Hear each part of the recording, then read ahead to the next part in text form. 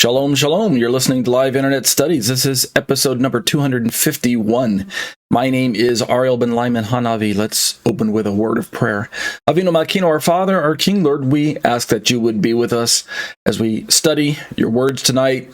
We realize that we can't just automatically assume that the truths that you have given to us are going to open up to us automatically without us putting in the effort. There's good instructions over and over again found in your words that invite us and implore us to press in, to discover truth, to equip ourselves, to be in fellowship with you using your word, to allow the Spirit to guide us and to teach us and to have this responsibility of sharing what we learn with other people. So we bless you and thank you for this opportunity, and we look forward to the insights that we're going to be gaining tonight as we study your words. Continue to bless us and to protect us and to provide for us, and to give us a hope beyond hope in this very dark world. We'll be careful to give you the praise and the glory. B'Shem Yeshua. Amen. Thank you, everyone, for joining me during these live internet studies. It's really supposed to be an hour and a half long.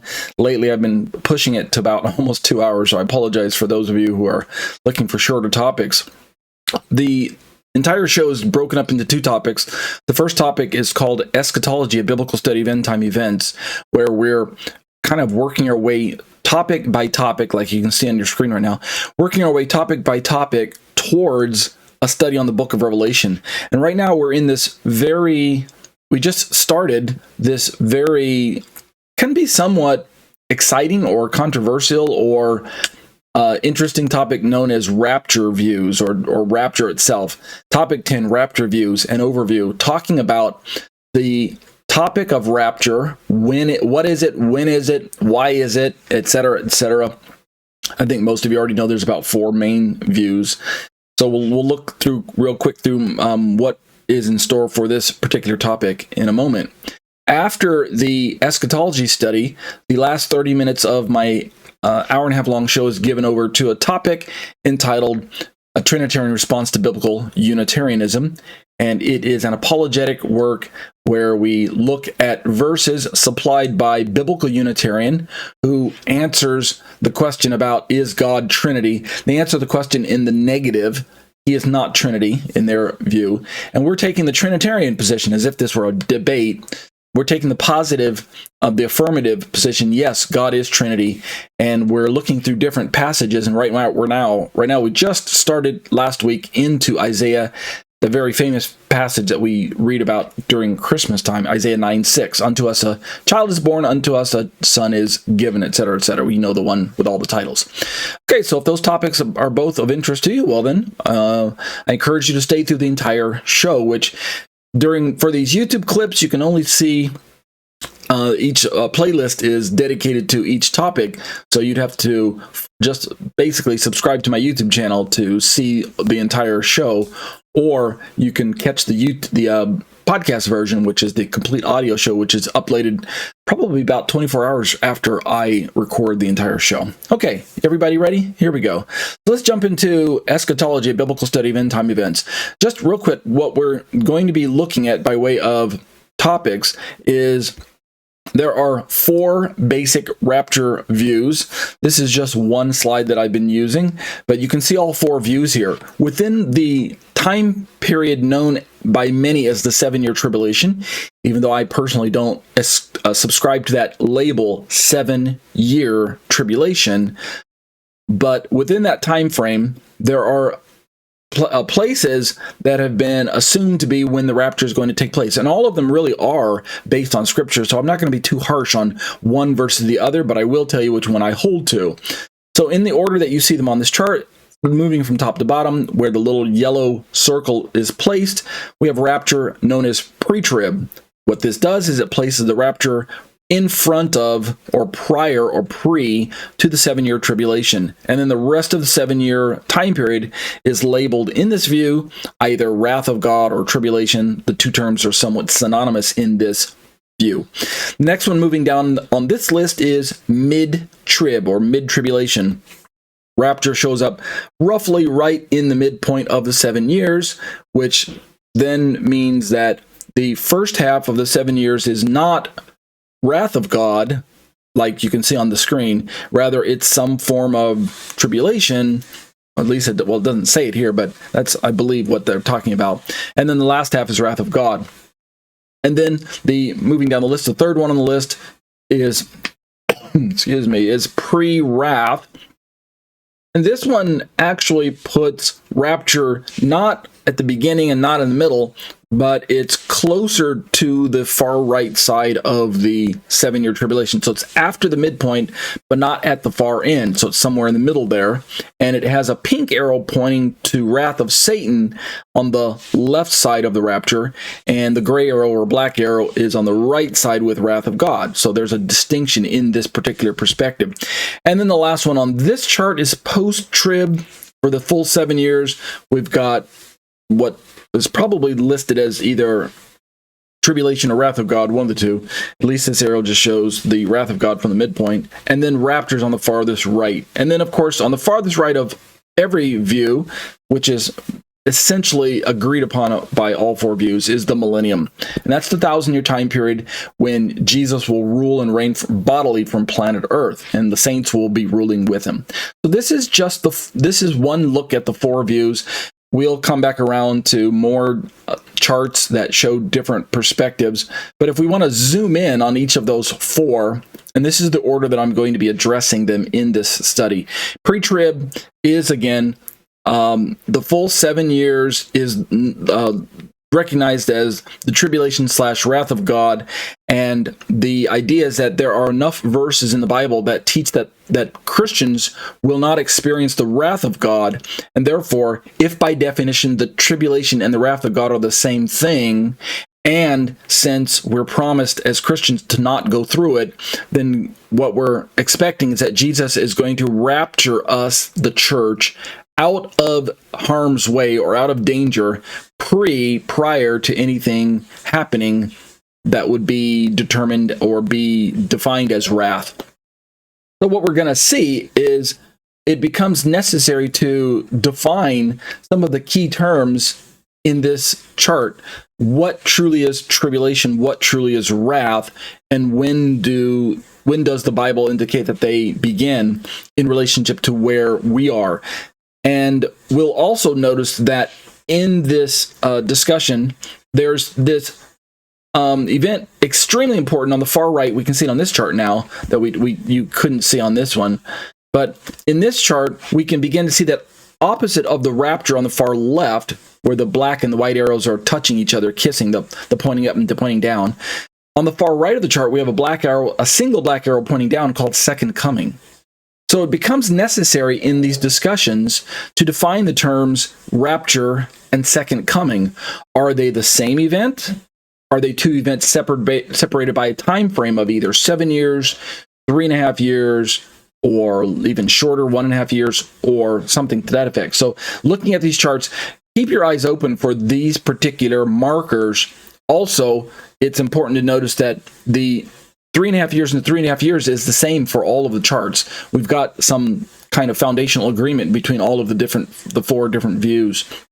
We also have a bit of a marker, an extremely significant marker in the middle with the midpoint where the abomination of desolation, the revealing of Antichrist takes place. And that's also somewhat agreed upon by just about every view here. So here's a closer look, a zoomed-in view of the mid-trib, and again, you can see that the black and white arrows touching each other, kissing each other, are right at the midpoint. That represents rapture at the midpoint, and at the far right, you can see second coming. This view, just like the previous view, separates rapture from second coming, sees them as two distinct events, and yet they're connected by the area in the middle known as God's wrath. So they function as bookends or phases or aspects or stages of, it looks like perhaps one event, right? That's, I mean, just by visual from these limited graphics. Here's a third one, the post-trib rapture. And once again, the 7-year slices in view. But this is a very different looking rapture, because in essence the rapture and the second coming are essentially on top of each other. They're the same event. Although we know from reading scripture that the rapture and the second coming are at least have some distinct aspects to them. But what we're saying is that we might not know exactly how long the duration is between the two. Perhaps they're spoken of in such a way as to be synonymous with one another, although there definitely is a movement that goes up and then a movement that comes back down. But how long that duration is between those two movements is debatable, according to the different views that we're working from today, or working on this section. So 7 years are still in view, but God's wrath is the entire 7 years. Midpoint is still there. Tribulation is still there. And yet, rapture and second coming are at the far end of the 7 years. And then, let me just jump over and show you the... Whoops, where did I put it? There we go. The pre-wrath view, which is the view that I'm going to tell you right up front that I espouse to, is the same 7 years, but now there's some very important label differences. The beginning of sorrows is essentially the first half of the 7 years. We've got the midpoint. Then we've got the section known as the Great Tribulation happening or taking place after the midpoint. And then the second half of the second half, right? The second half of the 7 years, i.e. the second 3.5 years, is divided into two sections, the Great Tribulation and then the Day of the Lord. So this Day of the Lord is synonymous with God's wrath. And so if you look where the rapture takes place on this chart, it is the upward pointing white arrow and the downward pointing black arrow. Of course, that's the church going up and the the Lord coming down to meet us. So that's the pre-wrath rapture right there. This chart is not assuming that it takes place neatly within a half of the 3.5 years. That's just an approximation. Every view really says that no one knows the day or the hour, although, in my opinion, the post-trib wrath runs into some chronological issues by placing theirs right at the end. They're almost saying that we know when Jesus is coming back. He's coming back at the end of the 7 years. And therefore, I wonder what they do with the verse where Jesus says that no one knows the day or the hour, if we can at least know the day based on the 7 years. In other words, you tell me when the midpoint starts, and I'll tell you when the Battle of Armageddon, when the end of the 7 years is. I mean, that's based on Daniel's timing, and there's no way to get around that. Nevertheless, we'll see what the post-tribbers have to do about that, what they have to say about that when the time comes. But on this chart, the far right is second coming. So pre-wrath separates the two sections, just like the other, like two of the other three do, everyone other than the post-trib. And so they separate them by a space of God's wrath. So all of the views have some understanding of there is some movement going up and some movement coming down, and we're really differing on when the movement going up takes place, but it looks like everyone agrees on when the downward movement takes place at the second coming, which is at the farthest right of the chart, meaning at the end of the 7 years, or something to that effect. Remember, there's another chart. Let's see if I have it. Either one of these charts will work for me. Without getting too complicated, just remember that we're working our way towards this idea that there's some more details. That if you look at this chart, for instance, down at the bottom, we've got Daniel's 7th week of 7 years, but then, and this is the chart supplied by Brother Aaron Eggman, the gentleman who is letting me use many of his resources. He wrote the book, The Saints Go Up and the Wrath Comes Down, and so we're going to look at a lot of his charts. He shows accurately that at the end of the 7 years, there's an extra 30 days per Daniel chapter 8, and then there's another 45 days per Daniel chapter 12. I'm sorry, the 30 days is Daniel 8 and chapter 12, and the 45 days is also Daniel chapter 12. So what this gives us are details that when we match them up with the book of Revelation, we find that there are events that must take place and I'm going to name off three time frames. There's the end of the 70th week, which is the end of the 7 years. We have that ending marker. Then 30 days later, we have another event that takes place per the book of Revelation. And then 45 days later, so 30 plus 45 is 75, but 45 days later, we have another event that takes place. And if you carefully were looking at the post-trib rapture, according to post-trib, Jesus returns near either the end of the 70th week or the end of the 30 days or the end of 45 days or somewhere in those time frames. And I don't know how they get around that, because either way, if you say he's coming back at the end of the 7 years, the end of the 30 days, or the end of the 45 days, either way, you know the day and the hour. Well, you might not know the hour, but you at least know the day, because Daniel gave us these markers of 1,260 days for the end of the 70th week, 1,290 days for the end of the 30 days, and then 1,335 days for the end of the 45. So either way, not only did the angel know the exact day of these markers, he committed a spoiler and told Daniel. Right, I'm being kind of funny, but the point I'm trying to bring up is that Yeshua said no one knows the day or the hour, which, stop and think about it, day, hour. Well, unless we're going to say, well, we don't know, maybe he could come back the day before the end of the 70th week, or the day after, or a few days after, or the 30 days. So in other words, we're not saying he comes back right on the end of the 7 years. Then we could say we don't know the day, but maybe that's how they get around that. We'll see when the time comes. Okay, so that's kind of the overview of some of the charts that we're going to be looking at. Last week, we finished looking at gotquestions.org, 2 resources. They talked about a definition of the rapture, and then they introduced one of the perspectives on the rapture, which is the pre-trib view, which is the most popular view in Christian circles today.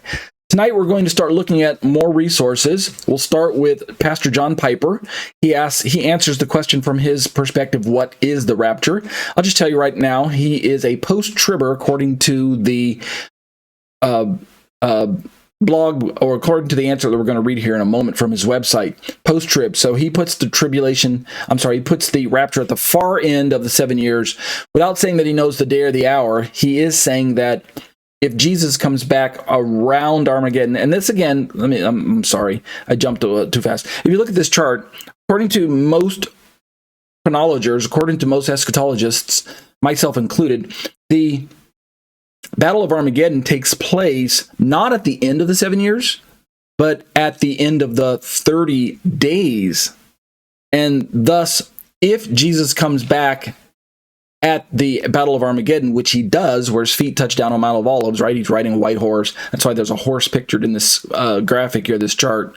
If that's when Jesus comes back for the second coming, but if, according to post-trib theology timing, the rapture and the second coming are the same event, well, then they are saying that they can know that that Jesus' return is 7 years plus 30 days. In other words, it's at the end of the 1,290 days, starting our count from the midpoint of the week.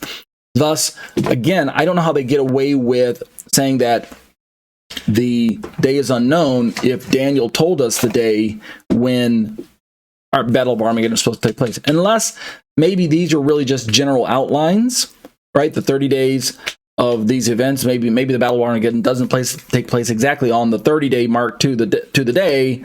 Maybe the angel was just saying there's this time frame, but then the actual Battle of Armageddon might take place a day or two earlier, a week earlier, a day or two afterwards, a week afterwards. Maybe there's some fudge room there. Okay, that could fit. So anyway, Pastor Piper is going to push for his understanding of being a post-trib rapture. After that, we're going to turn to Brother Aaron Eggman's pre-wrath chart, pre-wrath resource at prewrathresources.wordpress.com, and we'll begin to look at some of his resources with a view, working our way towards a view of looking at first the pre-trib rapture more carefully. That's the more popular view, so it deserves a lot of attention in this study. I'm not going to tell you that it is completely wrong. We're going to find out eventually that there are truths that are carried along by each of the four views that we really need to pay attention to. And in the end, whichever view you decide to go with, you need to at least recognize that each particular view has some very strong points that you probably need to recognize and retain when you're doing your little shopping around for which view you want to hold. So, excuse me. Pre-trib rapture view believes we're going to start looking at that through Brother Eggman's website. Then we'll turn to Biola University's Biola magazine, What is the Rapture and When Will It Happen? By Professor Alan Holtberg. And the reason why I chose this resource is because Professor Holtberg wrote the books on the four views of the rapture that I mentioned last week, which are available anywhere that Bible books are sold. And the perspective that he holds, we're going to find out even though he does a review of all the four views, in this article here that we're looking at, we're going to find out which view he himself holds to. I won't tell you right away. I'll wait till the time comes. Next, we'll move to Sola Scriptura, which is actually a resource that is maintained by pre-wrath ministries, such as Brother Charles Cooper, the late Robert Van Kampen, Marv Rosenthal, Zion's Hope, and Alan Kirshner. They all contribute to this particular resource here, Sola Scriptura, solagroup.org. But what's interesting about their articles, they're able to talk about the rapture without even using the phrase pre-wrath. In other words, if someone says, they throw their hands up and says, I don't care which view, I don't want to know what man says. I don't want to know pre, post, mid, pre-wrath. I don't want those terms. I'm going to reject all that. Like a lot of people are kind of dissatisfied with denominational labels, and they say, I'm just non-denominational. What if you were to say, I'm just non-denominational when it comes to the wrath view, the rapture view? I don't want a denominational purpose. I just want to know what the Bible says. I'm going to hold a view that says the Bible. So I'm just going to say my view is called the biblical view. How could you describe that? Well, this article is going to do that for you. So we're going to find out after we read the article which one of the four views does this biblical, I'm using the air quotes with my fingers for those people who can't see me, which view does the Bible actually just teach without trying to put a label onto it. All right, we'll do that in time. And then after that, we'll begin to turn headlong into topic number 11, making a case for the pre-wrath view, which is the view that I'm holding to. So I put this chart here as a divider between the other topics that we looked at. And then from there, we'll begin to dive directly into pre-wrath resources. We've got Alan Kirshner's website here. We've got more of Brother Aaron Eggman's here and here and here. And then lastly, a few more charts just as we start working our way, winding down from the making the case for the pre-wrath towards looking at topic number, 10, 11, 12. Is that 12? I'm suddenly drawing a blank. 10, 11, 12, yeah. Winding down, looking at towards reviewing or finalizing or summarizing, what does it say there? A final analysis. We'll begin to look at all the four one more time. We've got another resource from gotquestions.org that talks about the strengths and weaknesses of the pre-wrath view. Actually, that's out of order. I want that there. We'll look at that first, and then we'll wind down with some final chart, and then an article from Pre-Wrath Rapture that summarizes all of the four views and shows some harmony and shows the strengths and weaknesses as our summary version, and then we'll close out with some extra charts on the end for visuals. Okay, so that's the whole study. How long that's going to take, I can't tell you, but that's what's in store, and so I hope that you're able to stay with us through the entire study. Let's jump now into Pastor John Piper's article here, and it's quite short. We could probably get through all of it tonight. I mean, this is an hour. We've got 40 more minutes left in the study. Or, yeah, that is right, 40 more minutes using the countdown timer.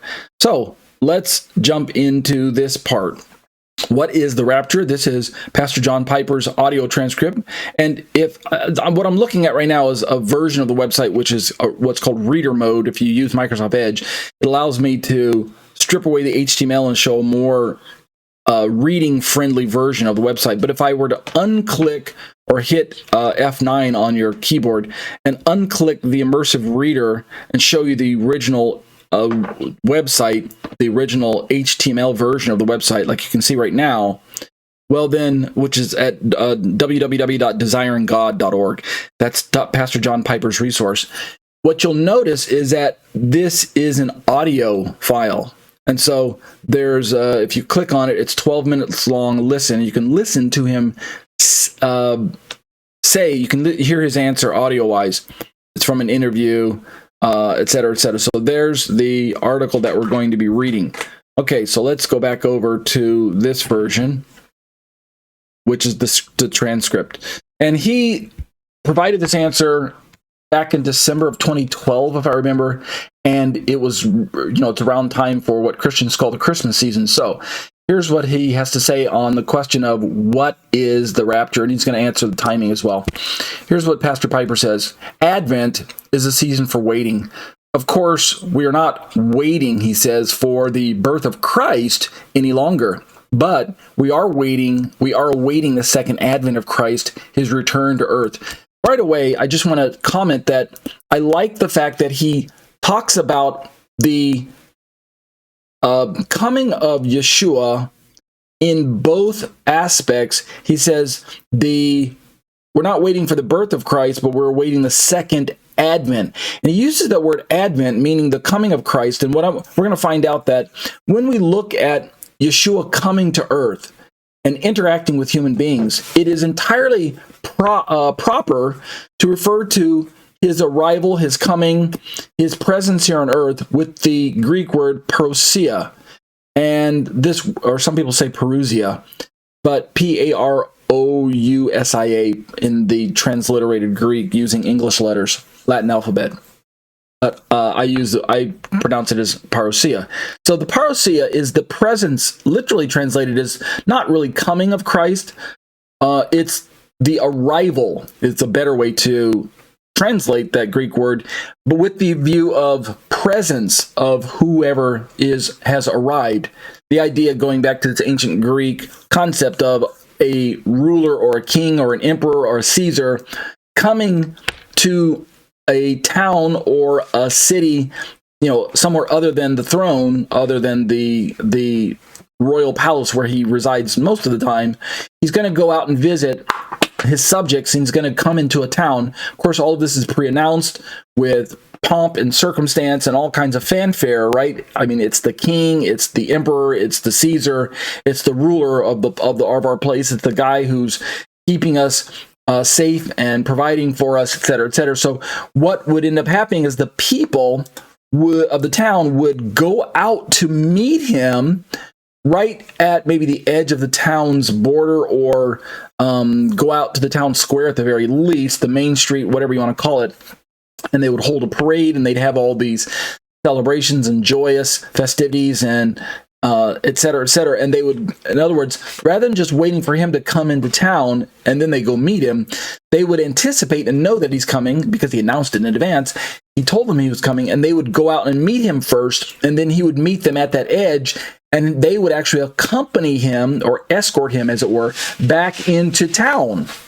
And so we can see this in the Gospels, where Yeshua is coming in, right, what we call the Passion Week, where he's riding into Jerusalem on a donkey, and he is met by the people, the throngs, the crowds of people, putting palm branches on, we call this Palm Sunday, putting the palm branches on the ground, and they're welcoming this king. By this time, he's publicly announcing his title as Messiah and King of the Jews, etc., etc.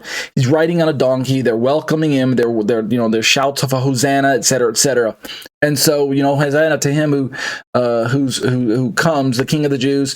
So that's the idea of parousia, is going out to meet the prominent ruler, the designated important person. The people go out to meet him, where they're at. They don't just sit still. They go. I keep emphasizing this for a reason. They go to meet him, and then the two of them, the people and whoever the leader is, they all come back to the city. This becomes important for the post-trib view, which says that the rapture is not us just sitting around waiting for Jesus to come and rescue us and snatch us away from planet Earth. Rather, we have to move up to meet him in the air, and then rather than continue our journey upward into the stratosphere, into heaven, then instead they say that according to this word parousia, we go up, we meet the Lord in the air, and then we all come back down to earth to welcome the Lord to earth, and he establishes his 1,000-year kingdom. And that's why the post-trib that's one of the reasons why they put the rapture and the second coming as the same event, basically, which is entirely, like I said, is very Hebraic. It's because it's based on Old Testament types. It's also very New Testament because we can see it happening. We've got good reason to believe that this is the best meaning of the word parousia. And so it's no wonder that a lot of prominent Bible teachers, especially those who are in Messianic circles, hold to the post-trib. John Piper is not Messianic. I'm sorry. Yeah, Messianic in the sense of Torah, pro-Torah, Torah observant, that type of Bible teacher, Christian teacher. But he's post-trib for a number of reasons that we're going to read about tonight. Dr. Michael Brown, well-known apologist, Messianic apologist, probably the most widely recognized, well-known, foremost Jewish apologist on the planet today. He is proudly post-trib. Dr. Craig Keener is also post-trib, if I remember. He and Dr. Brown did a book and a video series on why they're not pre-trib and things like that. So they contrast the post with the pre, and both of them, if I remember right, are post. And there's a lot of other Bible teachers. Brother Joel Richardson, who we used his materials when we looked at the Islamic Antichrist. He is also, he by definition, he is post-trib, although he has a lot of pre-wrath respect, and he'll sometimes say that he's kind of a hybrid between pre-wrath and post-trib, but based on the definitions of what post-tribbers teach, he admits that he must be post-trib there as well. A lot of Messianics that I interact with at Messianic congregations, based on the details that surround post-trib that we're going to start reading about, they are also post-trib.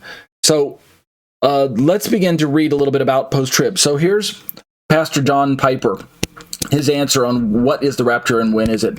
He continues, those two advents are not far removed from one another. I'm sorry, I realized that I broke off my thought about why I stopped and talked about advent.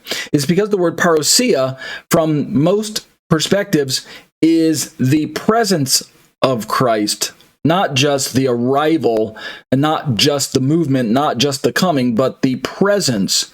And when we think about the first presence, where Yeshua was here on planet Earth, his presence included a number of activities that spanned the time frame from his birth to his being raised, which are kind of silent years. We don't know about what happened we have a lot of details in the Bible about his birth, and then there's a kind of huge gap where we just don't know what he was doing.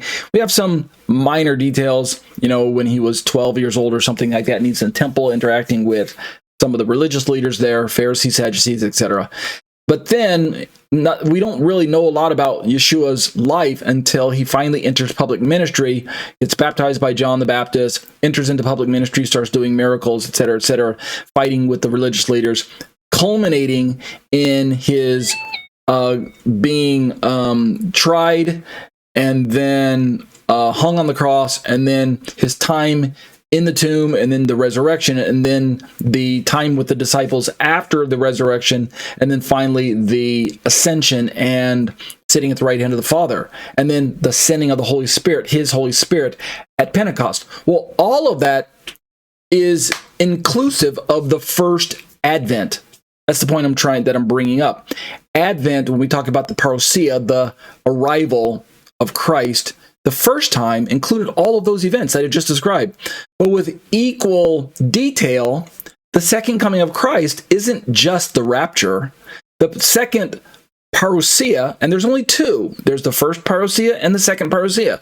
The second parousia, the second coming of Christ, is not just the arrival or the coming or the rapture. Properly, the parousia, which is just one, includes the rapture. But if we're going to be fair and honest, we're going to begin to notice that there are a lot of other events that Yeshua has to fulfill. Namely, we have the rapture, we have the battle at Armageddon, the second coming, we have the wrath of the Lord itself, the day of the Lord, the wrath of God being poured out by Yeshua. We have all of that. We have, as I mentioned, the Battle of Armageddon, but we also have a number of other things, such as the salvation of Israel that needs to take place. We also have the sheep and goat judgment that needs to take place. We have the marriage supper of the Lamb that needs to take place. We have the Bema seat judgment that needs to take place. And then we have the millennial kingdom that needs to take place. And then after the millennial kingdom, we have another battle that takes place. We also have the great white throne judgment that takes place near the end. All of that, everything I just described, starting with rapture and ending with, say, great white throne judgment, there are a lot of activities that need to take place, and yet all of that is parousia. All of that is Christ's presence, the second time here on planet Earth. Right? Because whenever Christ is here on earth, bodily, that's parousia, that's presence. So, Pastor John called it Advent here in this article. That's why I said the Advent is a season of waiting. We're not waiting for the birth of Christ any longer, but we are waiting the second Advent, meaning the second parousia, which includes all of these different events. That's going to become important as we begin to ask the questions, how many times is Christ coming back? Is the rapture one coming? And the second coming, another coming? Is that two? Are there two second comings of Christ? And there's a lot of internet traffic, internet chatter that tries to make sense of what event is the rapture and what event is the second coming. Is it one event but two aspects, two bookends, two perspectives, whatever? What do we call it? Events that are really connected by one, or are they two separate events? Are there two second comings? This will make a little bit more sense as we read Pastor John's notes here. So let me just read down through his notes, and then you'll see why I brought this up. Why I'm not just rambling on for no reason. Those two advents are not far removed from one another, nor should they be, he says. Christmas is a very fitting time to dwell on the return of Christ. But, Pastor Piper says, will Christ return in the future once or twice? Notice the question. Will Christ return in the future once or twice? It's a good question from a listener named Nick, right? And I don't think that is Saint Nick. Okay, that's just my own humorous addition to his article here. All right, so here's the question. Pastor John, I know this is a huge debate, but this is Nick talking, but I would love your thoughts. How many times is Jesus coming back? Is he coming back in the rapture, according to 1 Thessalonians 4:16 and 17, and then returning a second time to defeat Satan, according to Revelation 19:11 and 21, I'm sorry? Is Christ returning one more time or two more times? Now, it seems like a very simple question, and some might say, well, it's got a simple answer, but it doesn't get that simple when you consider all of the four different views and trying to make sense of rapture versus second coming. Remember, let me just look at some of the charts. According to most of the charts, there are at least two events. There's rapture on the far left, and second coming on the far right of any one of these given charts. But the post-trib puts rapture and second coming right on top of one another. So let's look at Pastor John's answer. Here's his answer. My understanding of the New Testament is that Jesus promised he would return, and that in this returning, he would do a final rescue for those who are trusting him, and a final judgment for those who are not believing in him. Notice very carefully the two events that Pastor Piper is describing. The final rescue and a final judgment. Let's continue. Pastor Piper says, I don't think there are two comings of Christ in the future, but only one. Now, again, since we know in advance, since I've told you that Pastor John Piper, according to this article, at the time of writing, which was 2012, I don't know if he's changed his position since then, since some time has gone by, right? That's been more than 10 years ago. But when he wrote this article, he was decidedly post-trib. And he says, I don't think there are two comings of Christ in the future, but only one. So when we look at the post-trib chart, there we go, we see that the rapture and the second coming are right next to each other. Therefore, they would be one event and one coming of Christ, not two. However, in all fairness, I myself, being a pre-wrather, I don't think there are two comings either. However, I do think there are two events. Rapture and second coming are two different events, but it's one parousia, one coming. How can I maintain that? Well, when you look at the... All right, here we go. When you look at the chart of rapture, the rapture and the second coming are separated by the wrath of God, God's wrath, day of the Lord.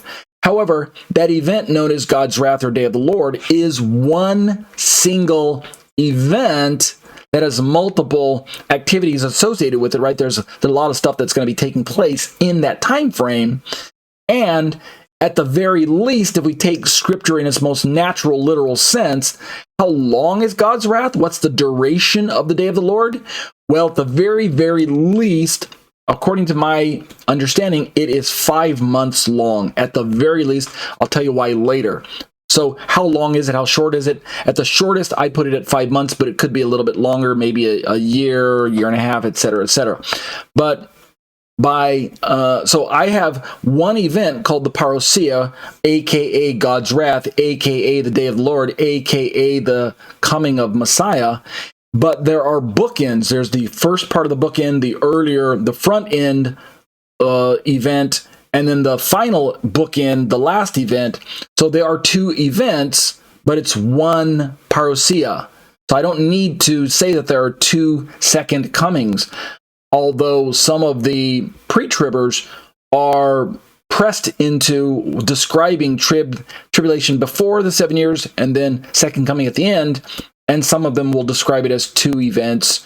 I'm sorry, not two events, definitely two events, but they'll sometimes describe it as coming twice, once to come for his church and once to come back with his church, etc., etc. But Pastor John is saying, I don't think there are two comings of Christ in the future, but only one.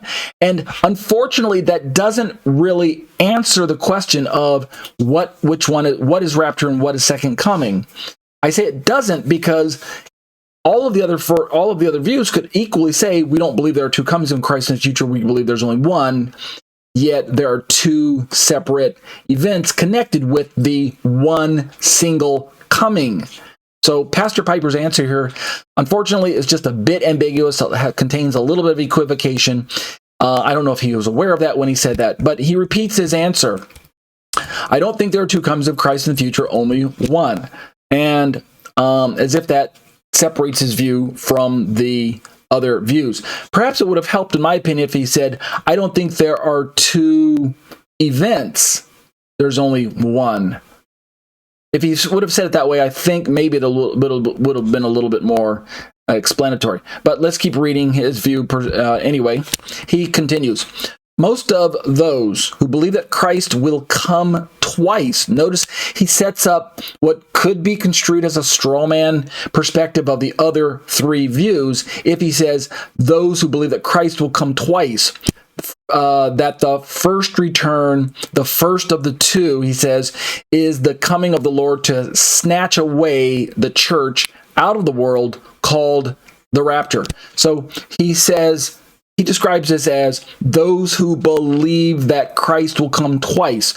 Well, again, if you put all four of the views in a room and had a representative from each of those views and ask them, how many times will Christ come again?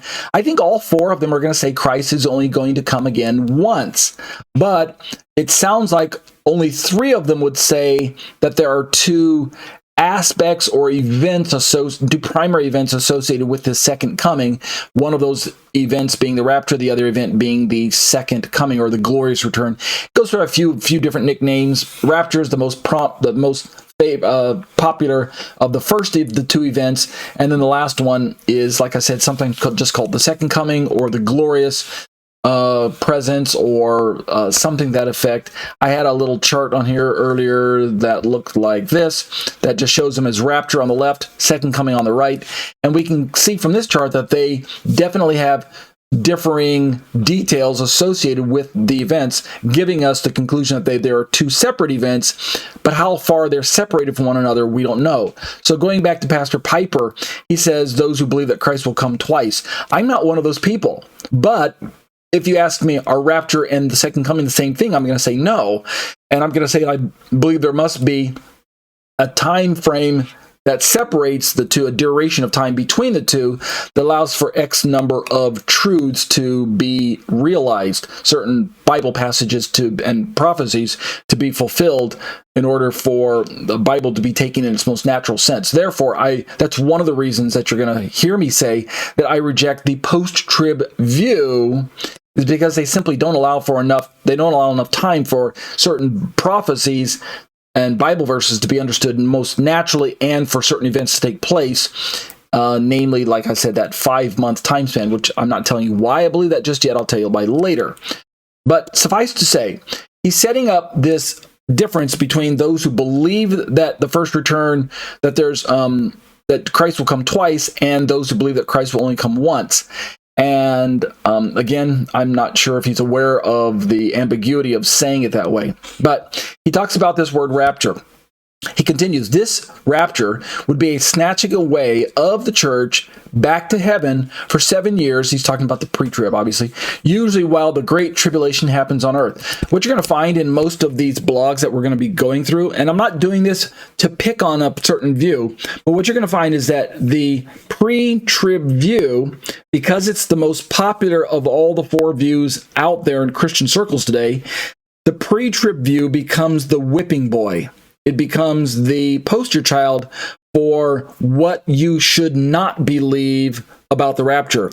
The pre-trib view has the unfortunate position of being the one that suffers the most abuse and gets attacked the most by the other three, as if everyone's picking on the pre-trib view all the time. And again, part of it is because it's the most popular, and if you're occupying the top spot, everyone else is going to take shots at you. That just kind of makes sense. Part of it is because of a lot of people Christian circles have become dissatisfied and disillusioned, and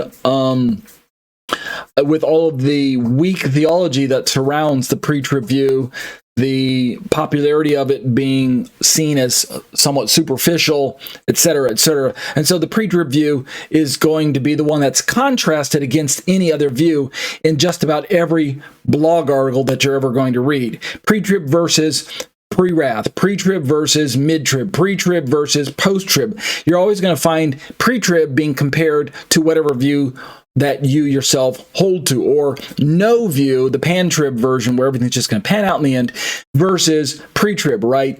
And then so if you do a Google search or a YouTube search for rapture, there are a ton of videos out there on why I don't believe in rapture anymore, or why rapture itself is unbiblical, or why rapture is not taught in the Bible, or rapture hoax or hope, or etc., etc. All of these attacks on rapture are usually using pre-trib as its model when they talk about there's no such thing as rapture. What they're saying really is there's no such thing as pre-trib, secret, anytime, imminent rapture. So there are features of pre-trib that are kind of foundational to its view, such as imminency, the idea that Jesus can come back in any moment, that it's unannounced, that it's signless, that there are no events that have to precede it, and that it is secret, that it's a rapture that's going to happen in the twinkling of an eye so fast that no one on earth will be able to anticipate it, and therefore it's a secret. No one else is going to know about it. So those are some of the aspects, plus the fact that it's pre-trib, that it takes place prior to the tribulation. And then but what a lot of people are finding out is that even at a surface level reading of the Bible, many of those claims, imminency, secrecy, pre-trib itself, many of those claims simply don't hold up to the biblical scrutiny. So that's why a lot of people are abandoning pre-trib. And unfortunately, what they're doing in the process is they're abandoning rapture. So at least I applaud Pastor Piper for taking a view of rapture, retaining rapture, but just rethinking the timing. So he said, and later on we're going to see this in this article, that he actually even confesses that. This would be a snatching away, talking about rapture of the church, back to heaven for 7 years, usually while the Great Tribulation happens on earth. Then he says this is followed by a final, this is kind of the second stage, returning of the Lord to establish his kingdom. So he's going to use the word stages now, which I'm happy that he doesn't completely use the straw man aspect of saying 2 second comings, because that's not quite accurately to the way that many in the other views are describing it. Rather, he should properly say stages. At least that's the way that I'm working with. And then he says, now, I grew up in a home and in a church that believed that view. He's talking about pre-trib. He believed that view, called pre-tribulation rapture view. It's called that because, he says, there's a coming of Christ pre or before the tribulation, so that the church is taken out and spared that time of great suffering from the Lord at the end of the age. He continues, the more I studied this for myself, I can remember thinking about this event as a teenager. I just could not find 2 comings in the future for the Christian church. So he keeps going back and forth between the aspect of 2 comings and 2 stages. And as a pre-raptor, I'm going to make a careful distinction between those 2 terms, pun intended. I don't favor the term 2 comings, that phrase there, 2 comings. I prefer the phrase 2 stages of 1 coming. Because like Joel Richardson, who himself is also a post-tribber, just like Pastor Piper here, Joel Richardson is really going to hammer the fact that when you read through the Bible, there is only 1 parousia. There's only 1 coming of Christ. Now, John Piper, in all fairness, he's going to say that as well. So let's keep reading. I once asked a very reputable Old Testament scholar, a really scholarly Old Testament scholar, who believed this view. And here's the question. What is the most important text that persuades you that before Christ comes in judgment, he will come earlier to take the church out of the world and then only return in judgment 7 years later, or 3.5 maybe? So that's the question that John Piper asked this elderly Christian gentleman. His answer was unhesitating. He said, Revelation 3:10, it says this, because you have kept my word about patient endurance, these are the words of Jesus, of course, I will keep you from the hour of trial that is coming on the whole world to try those who will dwell on the earth. In time, we will also look at that verse, and I'll tell you what I think it means also. End quote for the verse out of the book of Revelation. This is Pastor John Piper continuing. In other words, speaking of that Old Testament saint that he asked, he thought that verse taught that Christians would be taken out of the world before God brought a great trial or tribulation on the world. But does it? So this is the pre-trib view that John Piper is comparing with the post-trib view that he himself holds to. Pre-trib is a foundation of their theology. It's right in their name, is that Christians will be taken out of the way pre or prior to any tribulation. And if tribulation is equated with wrath, which according to their perspective it is, the proof is verses where Jesus promises to protect us or keep us from the hour of trial, or that we're not destined to wrath, right? The 1 Thessalonians 4:15, I believe, passage. Off the top of my head, I think it's 4:15, but we'll look at that later. Let's keep reading Pastor John Piper's notes. We've got 10 minutes left in the study, and I want to finish this one. He continues into his answer, Pastor Piper. God's promise to keep us from the hour of... He's interacting with the Revelation 3:10 passage that the pre-trib gentleman that he asked quoted. Pastor Piper says, God's promise to keep us from the hour of trial probably doesn't mean that we are taken out of the world, but rather that God will keep us from faith-destroying effects of the hour of trial. What Pastor Piper is describing is what many Messianics, such as Joel Richardson, who is a post-tribber, Dr. Michael Brown, who's a post-tribber, Dr. Douglas Moo, who's also a post-tribber, and as I mentioned, I think Pastor Ice, I'll have to look at him up just to make sure, but let's just stick with, for the moment, Dr. Michael Brown, Joel Richardson, and Douglas Moo, and let's just put one more in there for good measure, since he's such a prominent name, Dr. Craig Keener. Okay, so all four of those, we've got Brown, Keener, Richardson, and Moo. All of them, and now let's put Piper in the list. So that's five very well-known post-tribbers, and most of them have similar reasoning as to holding to post-trib, but one of those is what John Piper is going to describe here, is the idea that God isn't going to snatch us out of the way, rather using the precedent, using the antecedent theology, the example given in the book of Exodus, when the plagues were being poured out on Egypt, instead of rapturing Israel out of Egypt prior to the plagues being poured out, instead, God sheltered them in place. He protected them supernaturally in the midst of danger. And we call this principle the Goshen principle, given to the fact that it was the land of Goshen where Israel was dwelling, where God put kind of like a protective bubble. John Piper is going to call it kind of protective custody, if I remember right, unless I'm mistaking his article and someone else was using that. But protective custody around Israel, so that he sheltered them in place, and they were able to weather the storm, as it were, of the plagues that were being poured out on Egypt and ruining Egypt, and God instead didn't have to rapture them out of the way. And so in time, we'll interact with that theology. We'll keep working through that and see if that's really the best way to understand what's going to happen in the end time as well. But for now, let's continue to let Pastor Piper describe post-trib theology. So God's going to keep us from the faith-destroying effects of the hour of trial. He will guard us. He will protect our faith.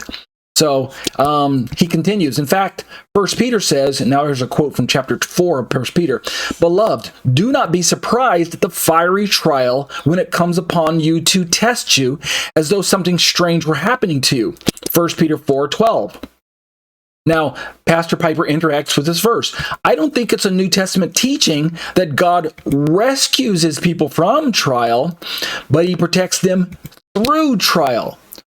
By the way, if we're going to pick verse and compare verse to verse, off the top of my head, I could show Pastor Piper a verse out of 1 Thessalonians, the first chapter, where Jesus is said by Paul to rescue us from trial, from danger. He rescues us from wrath. 1 Thessalonians.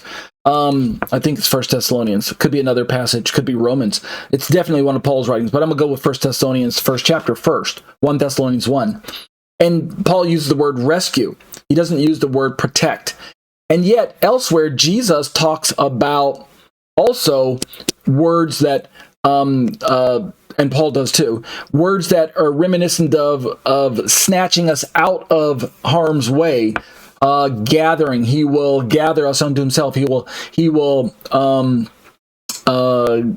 gather or collect, or I think that the Greek word is the harpazo one. It could be that one. But it's the idea, there's about 2 or 3 Greek words that all have kind of similar meanings. The idea is that one of them is snatching us out of harm's way, kind of a rescue word. I think that's the one I'm thinking of. And then there's another one where we're gathered, where it has the nuance of moving someone or something out of harm's way, but more primarily with the idea of collecting or bringing it to oneself. And then there's one more word, take or something to that effect. But if I wanted to just counteract Pastor Piper's reasoning here, where he says he doesn't think that it's a New Testament thing that God rescues his people from trial, I could show him a passage that, no, that is exactly what Paul is teaching, rescuing us from trial. But it is equally true. I have to agree with Pastor Piper that God actually does protect us through trial. We have the Goshen principle in the book of Exodus, where God supernaturally protected Israel from the plagues. But when we get to Noah, God didn't necessarily supernaturally protect Noah through the flood so much as that he actually took Noah out of the way. And especially when we get to Lot, God didn't keep Lot in Sodom and put a bubble around him while fire and brimstone rained down. No. Instead, Lot is actually taken out of harm's way. He is rescued. So the type and shadow, or the pictures that are provided by different places of the Bible, depending on what you're reading, you're either getting the concept of this protection through trial or this rescue from trial. Both of them are in view, depending on which passage of the Bible or aspect that you're looking at. Let's keep reading. Pastor Piper continues. He says, now, that's not a good enough answer to the view, right? He's talking about post-trib, which he holds to, and he's trying to answer the question that Nick posed, are there two comings or are there one? Does Christ come once or does he come twice? Pastor Piper says that he believes that Christ comes once, not twice, but then he kind of introduces a little bit of ambiguity by obfuscating or conflating the terms coming with the word stages, right? There's one coming, two stages. Are there two stages, two comings, two stages, one coming, one stage, two comings, two stages, or one coming, two stages, or one stage and two comings? I mean, he's playing with those two words, and I wish he wouldn't have kind of conflated the two terms, but nevertheless, that's what we have. So he continues. He says, the passages that settled the matter for me were 2 Thessalonians 1 and 2 Thessalonians 2. Both of these chapters, he says, talk about the coming of the Lord, the second coming, in a way that makes two comings, one to rescue and one to judge, extremely unlikely, if not impossible, in view of what these verses say. Very important that we realize that what we're about to read is that there are two events associated with the one coming that Pastor John Piper is going to describe. So Pastor Piper is setting up the scenario where there's one coming, but there definitely are two events associated, one to rescue and one to judge. He is talking about that there are two, but he doesn't separate them by any significant time frame. He believes that to separate them is to cause the confusion known as two comings, and he doesn't like that. He's going to keep steering clear of that perspective of two comings. He's going to say there's one coming. But when we talk about rescue and judge, he does believe that those two are happening. So let's read it here. Christ is coming again, and when he comes, he will repay unbelievers with affliction, and he will grant relief to believers. Now, he's going to slow down a little bit. Here's 2 Thessalonians 1, 6-8. Listen for how Paul treats the coming to give relief to Christians, that's one part, and the coming to give affliction to unbelievers, but he treats them both as one coming, according to Pastor Piper's view of Paul's writing. Both relief for us and affliction at the same time. So there are two details. There's affliction to unbelievers, that's one of the details, and there's relief for us Christians, that's the second detail. So affliction and relief, those are the two details, one coming at the same time, according to Pastor Piper, which is the post-trib perspective. Here's what it says. Let's read the passage he just talked about. This is Paul talking in Thessalonians. God considers it just to repay with affliction those who afflicted you, and to grant relief to those who are afflicted, as well as to us. And then Pastor Piper inserts his commentary. So there's the two things that are going to happen. So he can't get away from that, and I agree. There are two things. Right? The afflicting, repay with affliction those who afflict you, that's one of the things. And to grant relief to you who are afflicted as well.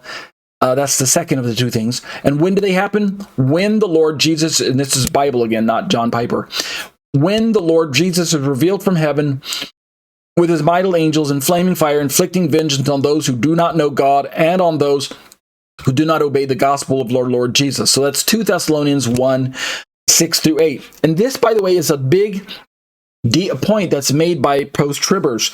And all of the post-tribbers that I've reviewed, the five that I keep mentioning, Piper, Brown, Keener, Richardson, and Moo, all five of those gentlemen, all of them I highly respect. All of them I utilize their materials in my writings in other areas, but all of them are post-trib, and all of them I disagree with. But all of them have the same aspect, and one of the reasons that they hold to post-trib is this reason here, is that Jesus is revealed from heaven with his mighty angels in flaming fire, inflicting vengeance on those who do not know. And this revealing, this parousia, the description that Paul gives here is decidedly Armageddon-type language. There's nothing rapture language about that, where he says the Lord is revealed from heaven with his mighty angels in flaming fire, inflicting vengeance. Even though there are two, what John Piper says, two things that are going to happen, but nevertheless, they're on top of one another at the end of the 7 years. Let's continue reading Pastor Piper and finish out our study tonight.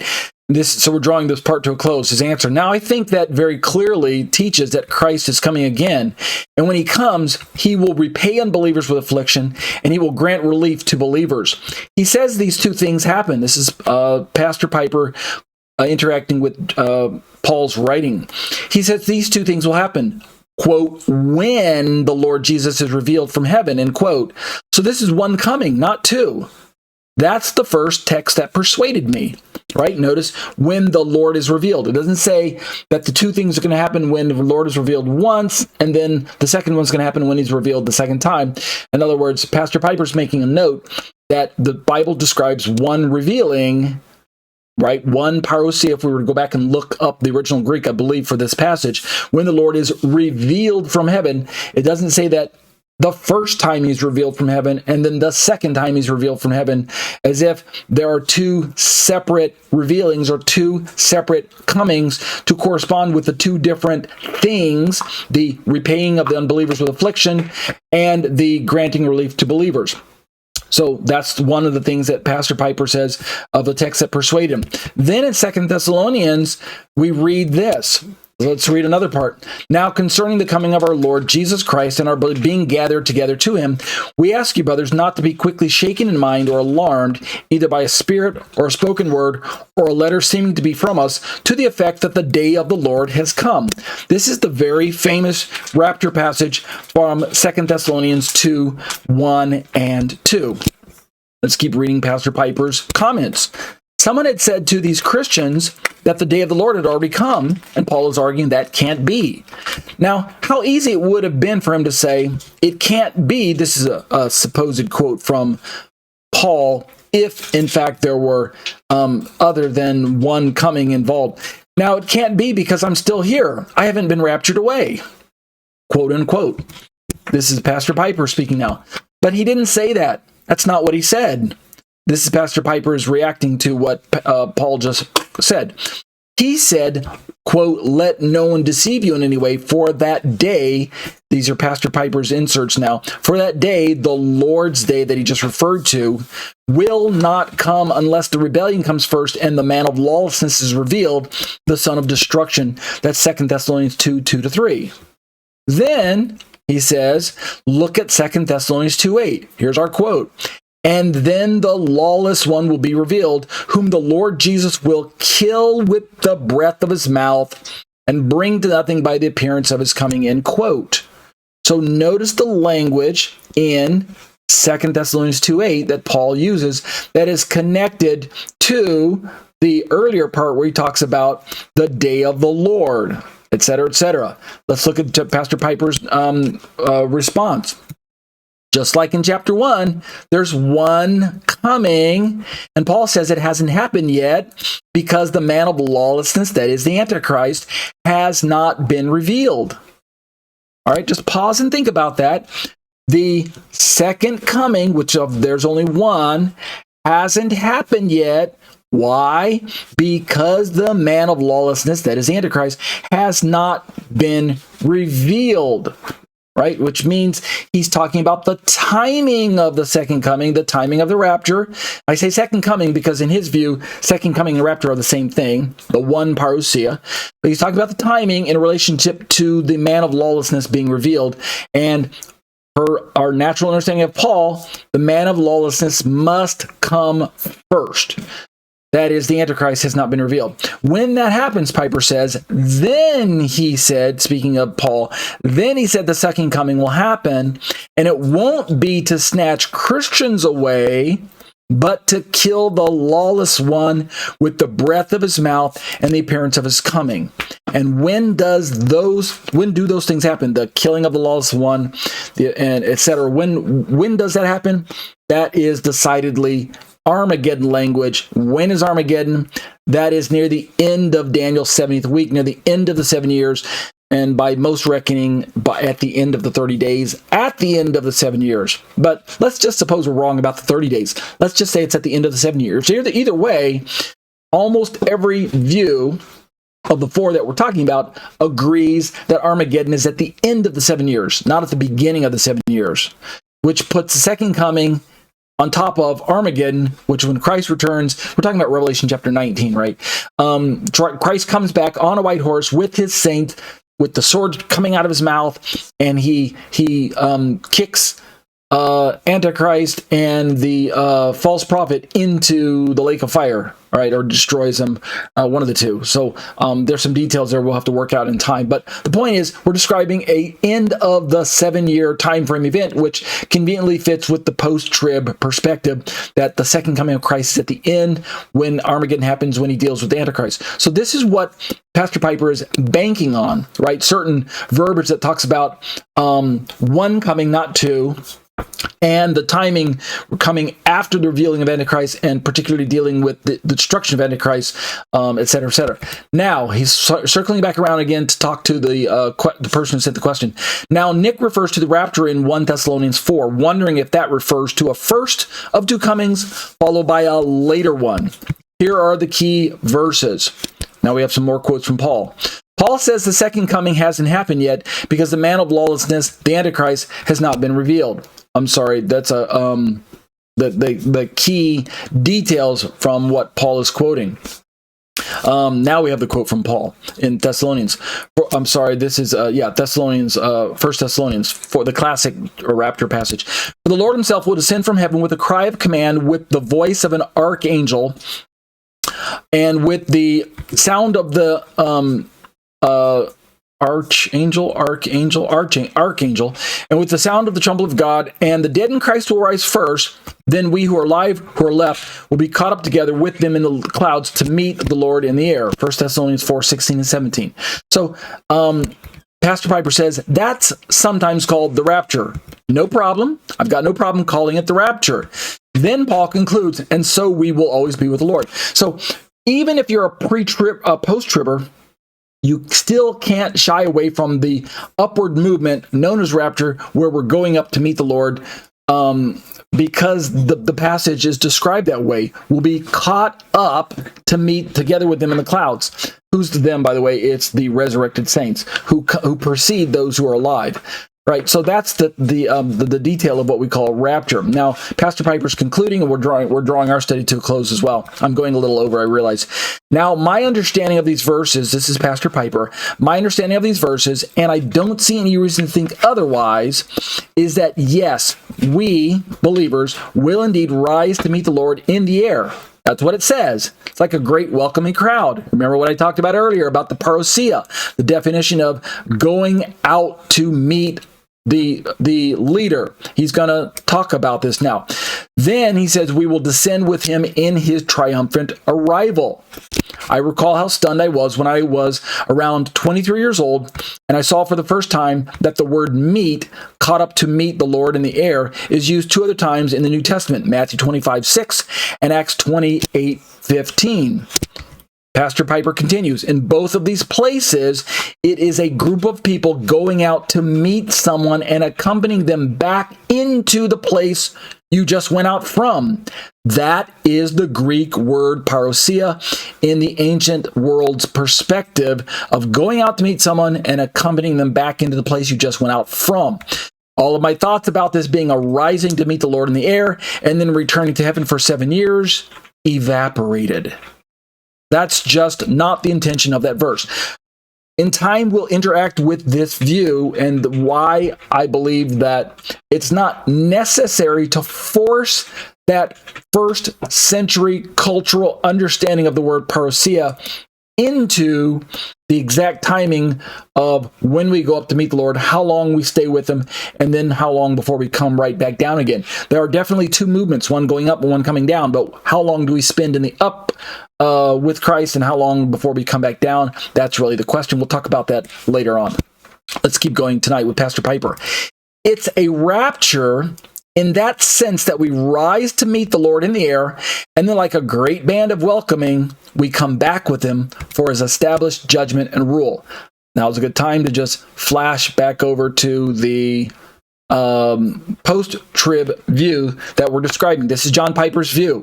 The two arrows on the farthest right of your screen, white arrow pointing up, black arrow pointing down, that is the post-trib rapture going up, second coming back down, and we basically do a quick U-turn in the air. We go up, we meet the Lord in the air along with the resurrected saints who rose before us, along with a bunch of angels, and then the whole lot of us, the risen saints, the resurrected saints, the transformed saints, the angels, and the Lord himself, all of us, the whole entourage, we come right back down to planet Earth to do battle with the Antichrist at the Battle of Armageddon. That's all of that John Piper's describing.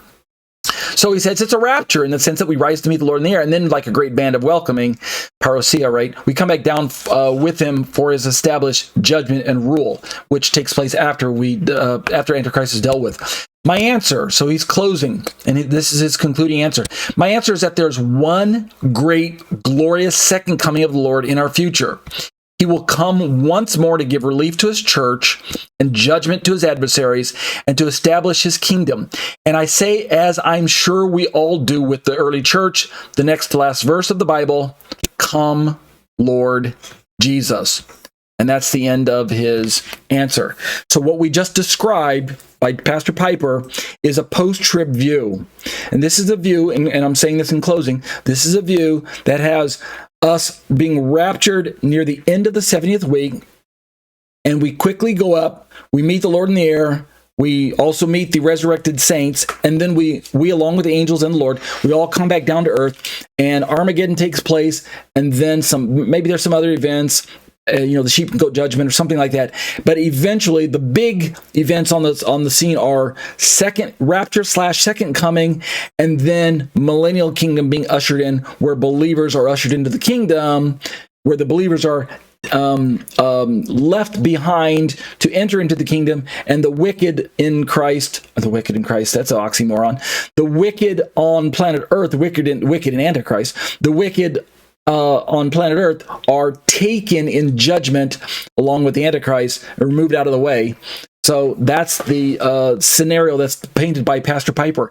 And in closing, as I mentioned, as far as I can recall, Pastor John Piper, Dr. Michael Brown, Professor Craig Keener, Professor Douglas Moo, and author Joel Richardson, to name at least 5 that off the top of my head, they all hold this similar view of post-trib, which is also held by a lot of Messianics, perhaps even Michael Rood, I believe. I'll have to look a little bit more closely at his perspective. And I know a lot of friends who are in Messianic circles that hold to this particular perspective as well. I don't hold to this perspective. I hold to the pre-wrath view, which we'll get to in time. But what we're going to do next week is we'll start looking at more intensely at the pre-trib rapture belief as we work our way towards a pre-wrath understanding, and we'll turn directly into Brother Aaron Eggman's blog and website here from this pre-wrath resource. But that'll do it for Eschatology, a biblical study of end-time events. These are the live internet studies brought to you week after week by myself, Ariel ben-Lyman, HaNaviy. I'm a Torah Teacher at Congregation Keilat Nevada Harvest in Thornton, Colorado. Find us online at grafted.com and join us in person for our live Sabbath services. But if you're not able to join us, at least as I mentioned, join us online, and you can see the link to the video right there on my screen as well. These live internet studies are a part of my own Torah teaching ministry, which parks itself on the web at tetzetorah.com. That's tetzetorah.com. I'd love to have you join me at my own home personal website there and browse around and take a look through all the commentaries that you see on my screen right now as well. I also have a YouTube channel that I'd be delighted if you popped in and took a look around there as well. youtube.com/c/Tetze Torah Ministries. If you do hit my website, my YouTube channel there, be sure to take notice that I update the site essentially daily, uploading videos daily. Make sure then to subscribe, hit the bell for notifications, leave thumbs up for all the videos that you like. Leave me some comments and questions about things you have your own thoughts on, and be sure to share the content with your other friends and family members in your social media circles, okay? Just some brief important details. If you'd like to join us for our live studies, be sure to get access to Skype somehow. If you're on my website right now, during the live study and you click on that blue Skype link, it'll actually open up Skype in your browser and you can just join us right there. And we hope you can join us live, because we engage in live Q&A after the study is over, opening up the microphones, and it's exclusively to the live studies that we engage in that live study Q&A. But if not, take one last moment to scroll to the very bottom of my website, where you can see some Hebrew writing and the black section down there, and prayerfully consider partnering with me to take the Torah around the world in this particular format. You can click on the little yellow donate button and bless me that way with your financial gifts and contributions, and I'm so blessed to be able to be in a place where I can receive your generous gifts. Thank you to all of those who have given in the past and are continuing to give. I'm so thrilled to be on the receiving end of your generosity. And as I always say, be blessed as you seek to be a blessing to others. Let's turn to a Trinitarian response to biblical Unitarianism. My name is Ariel ben-Lyman, HaNaviy. This is a look at a topic of interest that is particularly apologetic in nature. Trinity versus non-Trinity. Particularly, we're comparing and contrasting the Trinitarian understanding of God, Father, Son, Holy Spirit, one being three persons, with the non-Trinitarian perspective of biblical Unitarian, as is represented by this particular web resource, biblicalunitarian.com. And they believe that there's one God, the Father, who is numerically equivalent to the God that's mentioned in the Bible. In other words, God and the Father are the same being, and therefore it's not necessary to imagine that there are persons of God. There are three significant titles or names or aspects of God that we can interact with. Yes, we have God the Father, and then we have His Son, the human being, Jesus Christ, and then we have the Spirit of God, who is very God Himself. So they have those three, but their version of Trinity, they don't use the word Trinity in the same way that we Trinitarians use the word Trinity. I am a Trinitarian. I'm a biblical Trinitarian. I'm not a biblical Unitarian. So God the Father is one God. Jesus Christ is the human being that has been exalted by God, and therefore He enjoys the status of the one and only Messiah come into the world for the purpose of salvation, and He sits at the right hand of the Father, and He is worthy of worship because God commands it so, right? That's how we can worship Jesus the way we do as Christians, and yet not commit blasphemy by worshiping another God, so-called in their view. The Holy Spirit, from their perspective, as far as I can tell, He is not a third person of the Trinity. He is not an active force like the Jehovah's Witnesses describe. He is a bit impersonal, but mostly He's simply just another name for God. That's my understanding of their understanding, if I'm interacting with their understanding accurately. So what we've been looking at is Isaiah 9, verse 6, and we read Biblical Unitarian's answer to this passage. We already know that this is a well-known passage, a popular passage that shows up around Christmas time. And it is a passage used to show that these titles that are given to this child in Isaiah clearly, at least from the Trinitarian perspective, clearly evoke a divine person, because of the names that are ascribed to the child are names that are naturally ascribed to God himself. But what we found from Biblical Unitarians' perspective, and we read this last week, so go back and listen to last week's show if you're not sure. What we found from Biblical Unitarians' perspective is that there are different definitions of the some of the key terms that are utilized by the Biblical Unitarians versus the Trinitarians. Namely, when we begin to look at the terms, they believe that the Trinitarian translations, and we're going to look at the translations tonight, they believe that the Trinitarian versions are, what do they say? Oops, I want to go there. They believe, here's their explanation, they believe that the Trinitarian translations are actually mistranslated. In other words, just simply mistranslated. Let me just show you right here. The phrase, and they're picking on everlasting Father, first of all.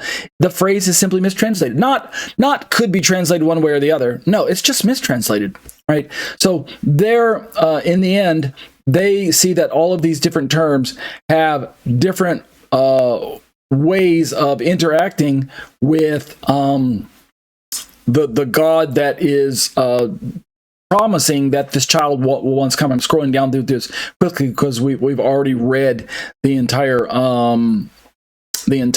answer. So let's interact with their answer a little bit. First thing I want to do is just highlight the fact that the version that they are fond of using is called the Revised English Version, and it's available online at revisedenglishversion.com, www.revised. So it's the REV. And what's really neat about this resource, and I say this even though I'm not a Unitarian, is this resource is verse by verse and has a lot of helpful commentary, but the commentary is Unitarian leaning. But other than that, it's very, very helpful. I mean, they go into the particulars of the Greek and the Hebrew and the Aramaic, and so it's a good Bible study resource. So, I mean, I think it's great to have it in your toolkit. I believe we should be informed. Don't just believe what you believe because some guy on the internet said it, because some pastor said it, because some seminarian said it, because you read it in a book from a library. Don't believe things just because of that. But rather, I'm a strong advocate of studying things out, which means you have to study both perspectives so that you can know what you believe and why. Okay, so here's the passage in the REV. Quote, this is Isaiah 9:6. For a child will be born to us, a son will be given to us, and the government will be on his shoulders, and he will call his name Wonderful Counselor, Mighty Hero, Father of the Coming Age, Prince of Peace. So notice that the four sets of titles, rather than the familiar sounding wonderful, the ones that we're used to hearing where the names are reminiscent of God's names, instead, this child is called by names that could simply apply to a human being, but not necessarily have to describe that human being in divinity terms. He doesn't have to be a deified person to be called the Father of the Coming Age. Remember, Biblical Unitarian said last week that Wonderful Counselor can be applied to any human. Mighty Hero, instead of Mighty God, the word God there is the Hebrew word Elohim, and therefore they remind us that the word Elohim in the Bible, by context, gains its definition from either God himself or a false god like an idol, or a ruler of the people, such as a prince or some form of magistrate. Even a judge or a high priest can be an Elohim. Or the angels themselves, the good angels, are called Elohim in some passages, but also even the bad angels, right, are called Elohim. But so amongst all of those various usages, because one of the nuances is simply a person of prominence in any given passage, they're going to opt for that when they say mighty God. What we're used to reading as Trinitarians is mighty God, they're going to change into the mighty hero. And then Father of the Coming Age, instead of everlasting Father, they're going to take this Hebrew word that we're going to look at in time. And they're going to translate it as the ages, or instead of eternity, they're going to turn it back down into coming age or age. The word coming there is inserted by context from their perspective. Really, it's father of the age, but age is the age to come, meaning not just the messianic age that has been initiated at Yeshua's coming into the world the first time 2,000 years ago, but ultimately the coming messianic age, meaning the 1,000-year millennial time frame. So, but that's their version of the Bible. Wow, didn't mean to do that. So that's their version of the Bible, Isaiah 9:6. Let's now look at some other versions of the Bible. What I want to do first, I didn't have those in order. Give me a second. I want to move that over. Let's look at the versions of the Bible first from other different Christian versions. I'm not going to read the whole passage. I'm going to let you look at them. I just want to point out the 4 names. Notice in the NIV, Wonderful Counselor, Mighty God, Everlasting Father, Prince of Peace. New Living Translation, Wonderful Counselor, Mighty God, Everlasting Father, Prince of Peace. English Standard, same thing. Wonderful Counselor, Mighty God, Everlasting Father, Prince of Peace. Berean Standard, Wonderful Counselor, Mighty God, Everlasting Father, Prince of Peace. King James, Wonderful Counselor, the Mighty God, the Everlasting Father, the Prince of Peace. So they add some articles in front of the labels. NKJV is identical, except they took out the articles. Wonderful Counselor, Mighty God, Everlasting Father, Prince of Peace. New American Standard is Wonderful Counselor, Mighty God, Everlasting Father, Prince of Peace. NASB 95, same. NASB 1997, same. Legacy Standard, same as the traditional reading, popular reading, Wonderful Counselor, Mighty God, Everlasting Father, Prince of Peace. So when I say same or popular, then I'm saying the same as all of the others that have come before. The popular Trinitarian reading, Wonderful Counselor, Mighty God, Everlasting Father, Prince of Peace, those are all the same. Christian Standard, same. Holman Christian Standard, same. American Standard Version, same. Aramaic Bible in Plain English. Now we have some changes. Wonder and the Counselor, God, the mighty man of eternity, the Prince of Peace, and the Father of eternity. Interesting. Brenton Septuagint. We're going to get to this one in a moment as well. I have to read the whole verse because it's like a paraphrase. For a child is born to us, and a son is given to us, whose government is upon his shoulder, and his name is called the Messenger of Great Counsel, for I will bring peace upon the princes and health to him. Okay. Contemporary English Version, Wonderful Advisor, Mighty God, Eternal Father, Prince of Peace. Dewey Rames Bible, Wonderful, Counselor, God the Mighty, the Father of the world to come, the Prince of Peace. So they actually give 5 titles. They separate Wonderful from Counselor. English Revised Version, traditional, Wonderful Counselor, Mighty God, Everlasting Father, Prince of Peace. God's Word Translation, the traditional reading. Good News Translation, traditional reading that you put quotes behind, next to each one, in front of each one. International Standard Version is the traditional reading as well. JPS Tanakh is obviously not traditional. What they do to avoid some of the confusion or some of the controversy, they simply transliterate the Hebrew. Here's what the JPS 1917, so it's over 100 years old version reads. For a child is born to us, a son is given to us, and the government is upon his shoulders. And his name is called Pele Yoetz. Well, it says Joetz, but it's Yeh. There's a Yud here. Pele Joetz El Gibor Abi Ad Sar Shalom. That's the way their translation reads. And so, again, they just transliterate the Hebrew. I'll read the Hebrew for you in a moment if we have time, if we get to it. Literal Standard Version, for a child has been born to us, a son has been given to us, and the dominion is on his shoulder. And he calls his name Wonderful, Counselor, Mighty God, Father of Eternity, Prince of Peace. Majority Standard Bible is the traditional reading, the familiar one that we're used to. New American's Bible, this is a little different as well. For a child is born to us, a son is given to us, upon his shoulder dominion rests. They name him Wonder-Counselor, so Wonder Counselor, God Hero, Father-Forever, Prince of Peace. The Net Bible. For a child has been born to us, a son has been given to us. He shoulders responsibility and is called, extraordinary strategist, mighty God, everlasting Father, Prince of Peace. And then we have the New Revised Standard Version, which it looks like the traditional reading to me. Wonderful Counselor, Mighty God, Everlasting Father, Prince of Peace. New Heart English Bible is the traditional reading. Webster's Bible Translation looks like the traditional reading. It looks like a KJV where they've got the articles in front of each name, the showing up in front of each one, except for the first one. World English Bible looks very close to the traditional reading.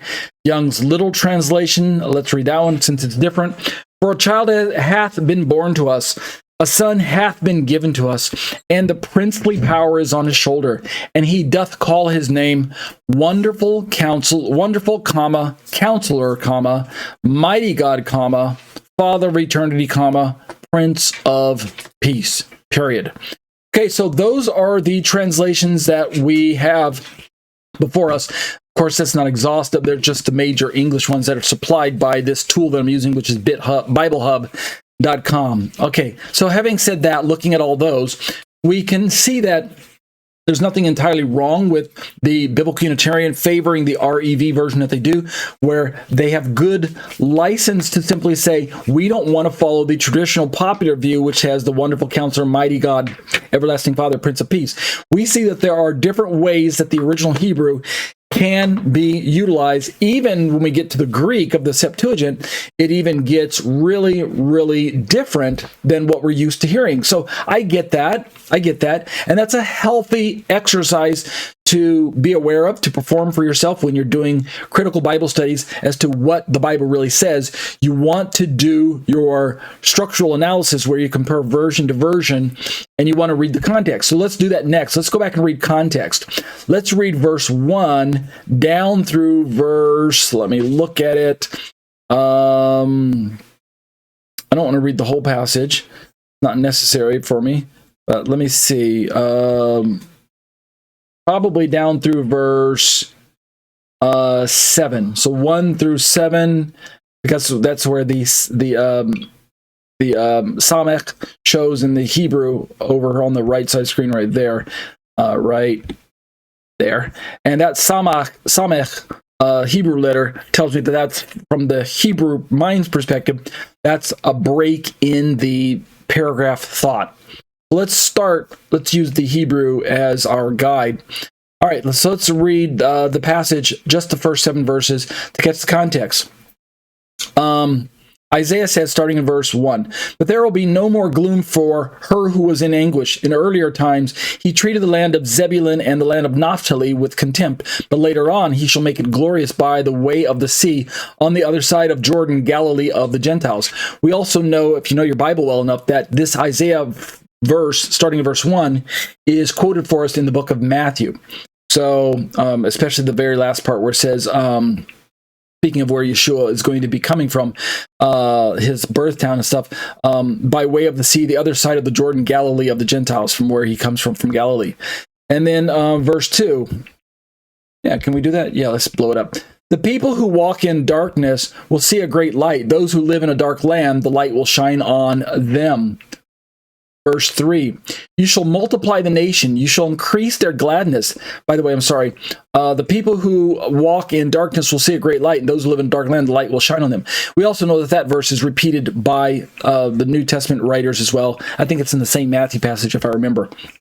Verse 3, "You shall multiply the nation, you shall increase their gladness. They will be glad in your presence, as with the gladness of harvest, as men rejoice when they divide the spoil." We're reading the entire context of Isaiah 9, 1 through 7. Verse 4, "For you shall break the yoke of their burden and the staff on their shoulders, the rod of their oppressor, as at the battle of Midian." So Isaiah is prophesying about what this ruler, what this child, we're going to read about when we get to it, what this ruler of Israel is going to be accomplishing.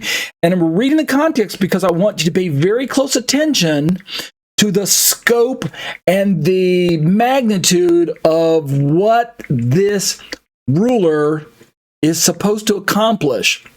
Starting in verse 5, for every boot of the booted warrior in the battle tumult, and cloak rolled in blood will be for burning fuel for the fire. Now we get to the famous verse 6, or verse 5 in the Hebrew Bibles, but verse 6 in your English versions. For a child will be born to us, a son will be given to us. This is NASB version of the Bible, by the way. Son will be given to us, and the government will rest on his shoulders, and his name will be called Wonderful Counselor, comma, Mighty God, comma, Everlasting Father, comma, Prince of Peace, period. That's the verse from the NASB. Let's keep reading what's going to happen to this ruler.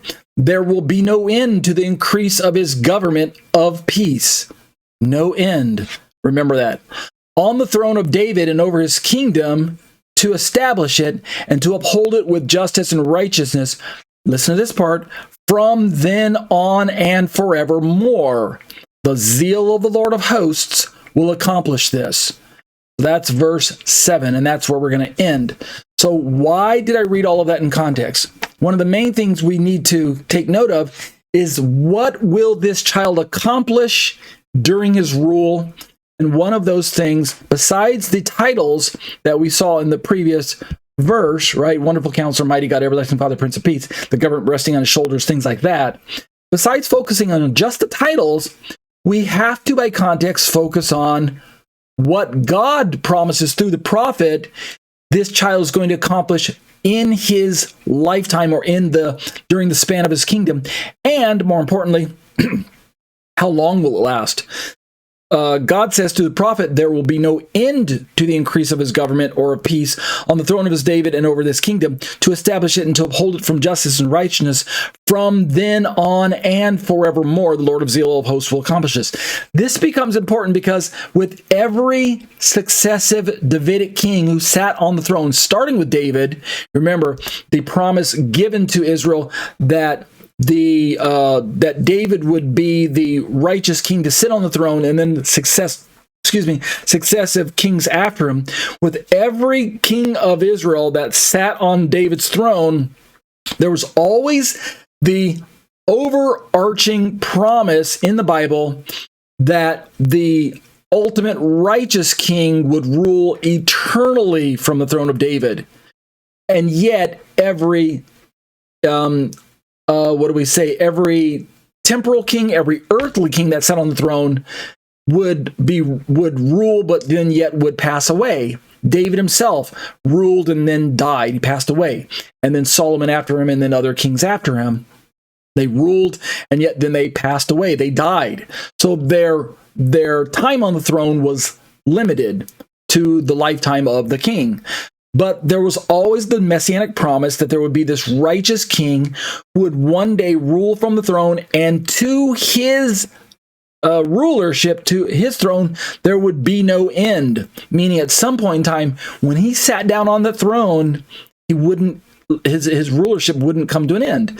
And so we have to always interact with the prophecies in this way. We have to always remember that the prophecies have a near and a far aspect to them. We learned this in our eschatology study, that the near aspect always pointed to some future event in Israel's time that was closer to the prophet when he was writing, usually within a generation, like 30 years, 60 years, 100 years, etc. And yet there was always this also farther aspect where there was the greater final culmination fulfillment, the greater fulfillment of whatever the prophet was talking about. When it comes to David, when we're talking about a king sitting on the throne, we have the immediate king who could be any number of earthly kings, but then we always have the final culmination and fullest fulfillment, which can only be King Messiah, because he has a promise to sit on the kingdom in perpetuity. So that's the point I'm trying to highlight. Now, let's begin to turn to some of the Hebrew and look at it. In Isaiah chapter 9:6, we already saw that the JPS version is simply a transliteration of the Hebrew. Let's read some of the clauses in Hebrew. In the first part, this is using the same Bible Hub tool. You can see on your screen I've got it looks kind of busy unless you've seen this page before. Reading from top to bottom, this is what we call the morphology. From top to bottom, we've got the Strong's numbers along the top here of any given Hebrew word. Like this Strong's number 3205 is Yulad. So that, if I were to click on that, it's going to bring up the Strong's Concordance. Below that, we've got a transliterated Hebrew, Y-U-L-A-D, that shows how you can read the word if you can't read Hebrew. Immediately below that, we have the Hebrew. Let's just zoom in a little bit so you can see everything I'm talking about. There we go. Below that, on this tool, in any given word, so let me start over. We've got Strong's number. Wow, didn't mean to do that. There we go. We got Strong's number at the very, very top, which is hot linked to the Strong's Concordances on this tool. Below that, we've got the translated word, literated word, which is the same link. If I remember, if you click on it, it'll just take you straight to the same Strong's number for that particular word, Yulad in this particular case. And then below that, we've got the original Hebrew script itself, reading from right to left for the Hebrew. Below that, in kind of a brick red, a deep orange, I guess it's supposed to be red, but we've got the word in English, the translation, is born. And then below that, we've got the, try that one more time, see if I can catch just that. There we go. We've got the full-blown morphology of the verb in the pual with the perfect third masculine singulars. And even if I hover over it, if I scroll up a little bit, if I hover over it, you can't see it because it's so small, but I can read it. It says verb in the pool, perfect third person masculine singular. It's what those abbreviations stand for.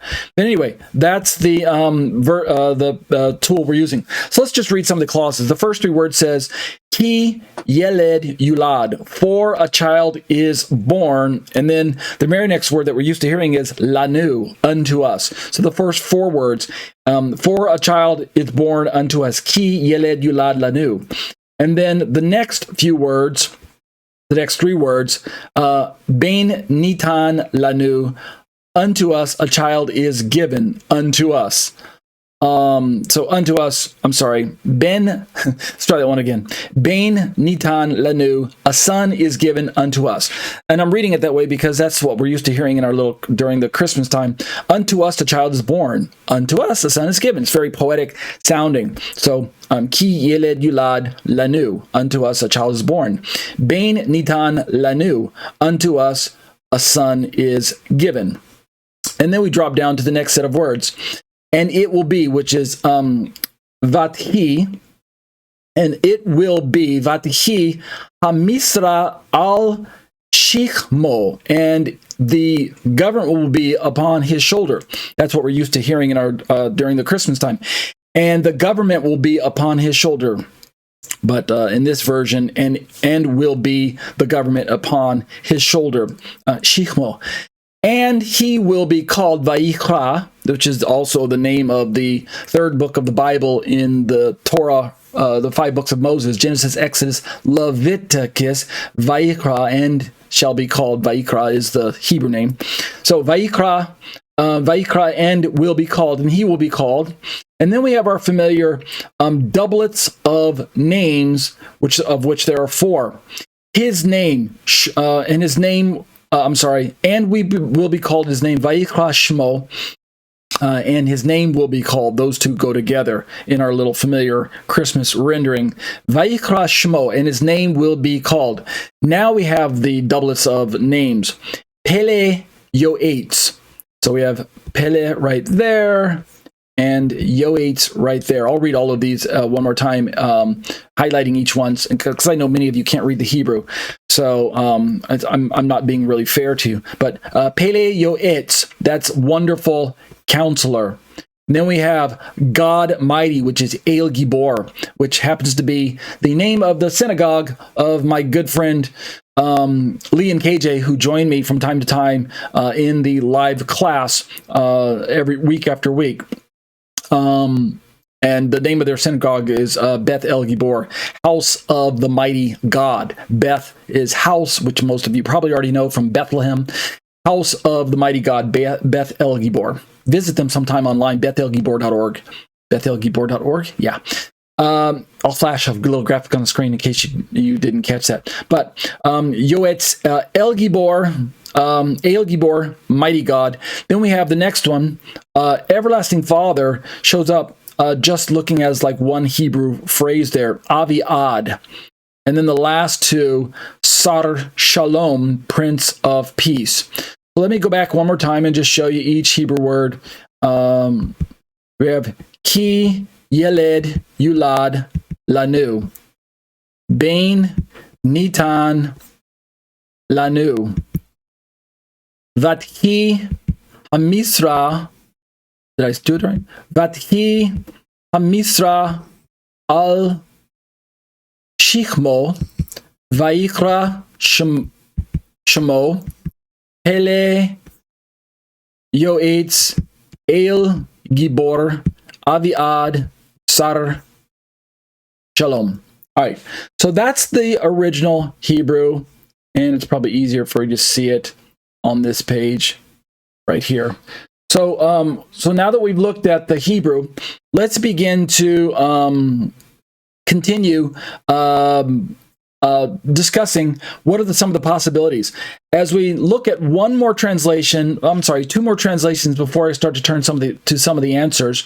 It's helpful to know that Judaism's perspective on this drives a lot of biblical Unitarians' perspective on who this passage is talking about. It's no secret that Rabbinic Judaism today, non-Messianic Judaism today, rejects Jesus as the candidate for these passages. But what may be unknown to many of you is that unlike biblical Unitarianism, Rabbinic Judaism goes back and forth between whether or not they agree that this is either an earthly king or the King Messiah himself. Meaning, there are some rabbis who say, yes, this is King Messiah, and they give him a kind of a low Christological status. He's exalted king. He's not God, but he certainly is more powerful than any and more prominent than any ordinary king. So maybe that is similar to biblical Unitarian because they at least recognize that Jesus is no ordinary human. But I guess the point I'm saying is that the biblical Unitarian perspective often doesn't give enough weight of evidence to the New Testament, which makes me wonder why they even use the label Christian in their denominational description of themselves. But what we're going to do now in closing is begin to just point you in the direction of looking at what the ancient rabbis thought about this particular passage. Let me just read these translations real quick, and then we'll call it quits. And next week we'll start by turning and looking at some of the Greek. But focusing on the Hebrew, this first one is the revised JPS 2023 version. Remember, the original JPS was way back in 1917. And so here's another version. So let's read it here. This is available, by the way, on Sefaria.org, www.sefaria.org. And the version in the English that I'm reading here on the screen says, "For a child has been born to us, a son has been given to us, and authority has settled on his shoulders. He has been named, the mighty God is planning grace, the eternal Father, a peaceable ruler." And we can tell from their translation that it's more of a paraphrase. If we were to go over to the right side of this same resource and scroll down, you'll see that they have some other translations. They have, there we go. They have the revised, oops, didn't mean to do that. Give me a second. Back to translations. There we go. They have the one we just read, the revised JPS version. But then if you scroll down, they have the 1985. They have the 1985 version of the JPS as well. "For a child has been born to us, a son has been given to us, and authority has settled on his shoulders. He has been named, the mighty God is planning grace. The Father the eternal Father, a peaceable ruler, which, as far as I can tell, is identical to the revised version from the 85 to the 23. But if we keep scrolling down, they gave some more. The 1917 one we read earlier, for a child is born unto us, a son is given unto us, and the government is upon his shoulder, and his name is called Pele Joet El Gibor Abi Ad Sar Shalom. Again, the translation is just a transliteration. But then they also add the Koran Jerusalem Bible. For to us a child is born, to us a son is given, and the government is upon his shoulder, and his name is called Pele Yoetz El Gibor Avi Ad Sar Shalom, which again is simply a transliteration of the Hebrew. Below that, there's a German version, which I'm not even going to try and pronounce. Den ein Kind ist uns geboren. Okay, I'm just having fun. Before that, there's an Esperanto version. And below that, they have a French version on this website. Below that, there is the Samuel Cohen version, which looks like another French version to me. Two French versions, Polish version, and then they've got a Yiddish version. Okay, so those are some other translations we could go with if we were really interested, but we're not going to do that tonight. My point was simply that Biblical Unitarian, and I'm saying this in closing, Biblical Unitarian draws a lot of their inspiration from highlighting the idea, a lot of their theology, not just inspiration, from highlighting the idea that ancient Judaism didn't believe in a divine Messiah, and therefore why should we?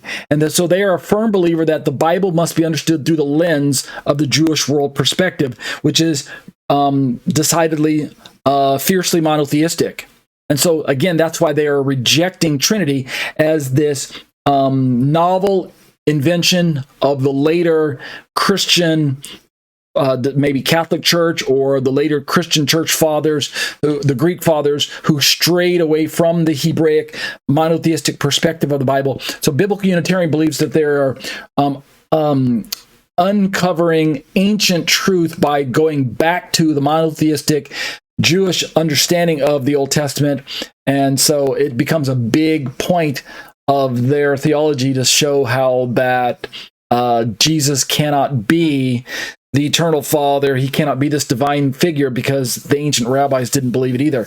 But I think something that they fail to realize is that ancient Israel, more often than not, with the exception of the prophets and the major players in the Bible, such as Abraham, Moses, David, etc., Israel, by and large, operated largely in the dark, largely in unbelief, largely in rebellion, largely in gross idolatry for the most part, and largely in rejection of God's prophetic messages that were being given to Israel over and over again to look forward to redemption that can only be supplied by God himself. Well, Israel, because they were operating in blindness, even by the time when Jesus hit the scene, they were still largely in the dark, and Jesus had to go to the 12 to reveal all the truths of incarnation. Because whenever he spoke to the Pharisees and the Sadducees and the religious leaders, instead of receiving the truth of incarnation and the truth of the message of salvation that God was trying to give Israel, and I'm closing with this, Israel in their blindness over and over sought to kill him, to try to take his life, to mock him, to discredit him, to show over and over how he couldn't possibly be who he was claiming to be. And therefore, ultimately, in the scandal of all scandals, they had him put before a sham trial, a scam, and had him crucified for crimes that he was not guilty of, except in their perspective, which was blasphemy. But the point I'm trying to bring up is it's very interesting, given that scenario, that I'm sure Biblical Unitarian is aware that Rabbinic Judaism of the first century wholesale rejected Jesus as Messiah. Wholesale rejection, not even giving him the benefit of being the human Jesus who can save us. No, they just reject him altogether. He's out.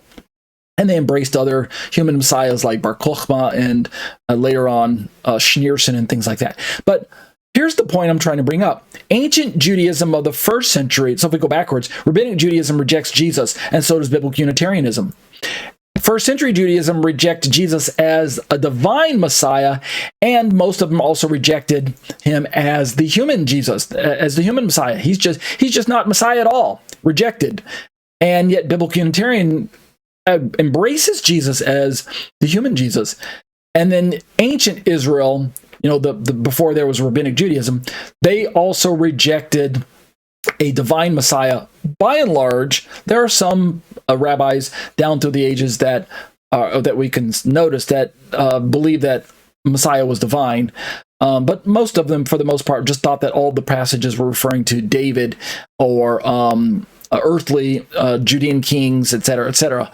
So it's interesting that, to me, fascinating yet disappointing at the same time, that Biblical Unitarian takes great pains to try to steer modern day Christians back to ancient unbelieving Judaism. Yeah, okay, go figure. Can't figure that part out, but it is what it is, right? Let's conclude that at that point tonight, and we'll pick this up next week, but that'll do it for a Trinitarian response to Biblical Unitarianism. Let's close in prayer. Abba, I bless your name.